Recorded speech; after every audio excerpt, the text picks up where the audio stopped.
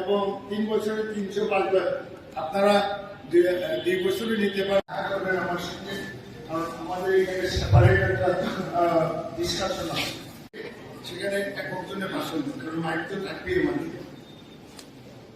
আমি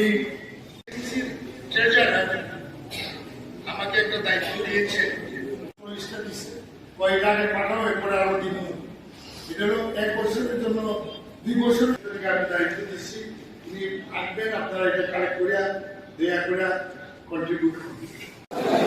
আমরা ত্রিপুরা প্রদেশ কংগ্রেস কমিটির সিদ্ধান্ত নিয়েছি ভারত জোড়োর অঙ্গ হিসেবে ত্রিপুরা রাজ্যে ত্রিপুরা বাঁচাও, ভারত জোড়ো ত্রিপুরা বাঁচাও যাত্রাতে আমরা অংশগ্রহণ করব এবং এটা সূচনা হবে আগামী 19 তারিখ ইন্দিরাজির জন্মতিথি।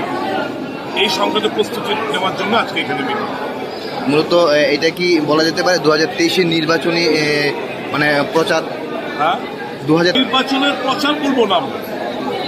আমাদের এই যাত্রা ত্রিপুরার মানুষকে গণতান্ত্রিক অধিকার ফিরিয়ে দেওয়া, সাংবিধানিক যে অধিকারগুলো রয়েছে যেগুলো খর্ব করার চেষ্টা হচ্ছে সেগুলো মানুষের কাছে পৌঁছে দেওয়া এবং গণতন্ত্রকে পুনরুদ্ধার করা, এই লক্ষ্য রেখে ত্রিপুরা মানুষকে বাঁচাতে হবে।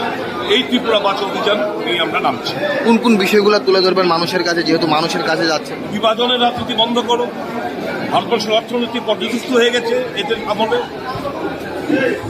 বেকার আছে, দিশেহারা, ব্যাপক দুর্নীতি হচ্ছে, এই সমস্ত ইস্যুগুলো আমরা জনসাধারণের কাছে